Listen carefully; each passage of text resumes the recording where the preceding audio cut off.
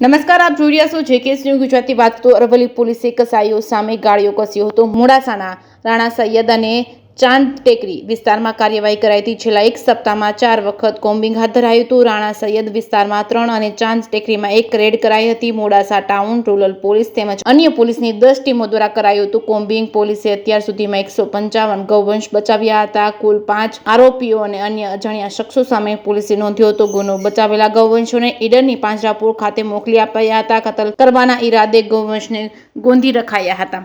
જેકેએસ news Gujarati સાથે મયુર પોકાર, માલપુર. કરવામાં આવ્યું હતું. કેટલા પશુઓને અત્યાર સુધીમાં બચાવેલા છે અને શું પોલીસે કઈ ટીમ જોડાઈ?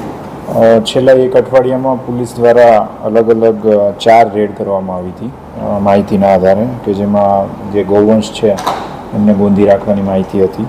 તો એમાં રાણા સૈયદ એરિયા અને ચાંદ ટેકરી એરિયામાં ખાસ અમે રેડ કરી હતી. જેમાં રાણા સૈયદમાં અમે 3 રેડ કરી, જેમાં ટોટલ અલગ અલગ 18, 10, 103 અને 52 એમ મળીને ટોટલ 155 જેટલા ગૌવંશ છે એમને અમે અત્યાર સુધી રેસ્ક્યુ કર્યા છે.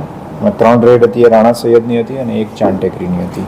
ચાંદ ટેકરીમાંથી 52 મળ્યા છે અને જે 103 અને બીજા 28 એટલે 131 જેટલા છે એ રાણા સૈયદ એરિયામાંથી અમે રેસ્ક્યુ કર્યા. કોમ્બિંગમાં મોડાસા ટાઉનની ટીમ હતી, મોડાસા રૂરલની ટીમ હતી અને અલગ અલગ બીજા પણ પોલીસ સ્ટેશનમાંથી માણસો મંગાવીને લગભગ અમે 10 જેટલી ટીમ બનાવેલી. કેટલા આરોપી વિરુદ્ધ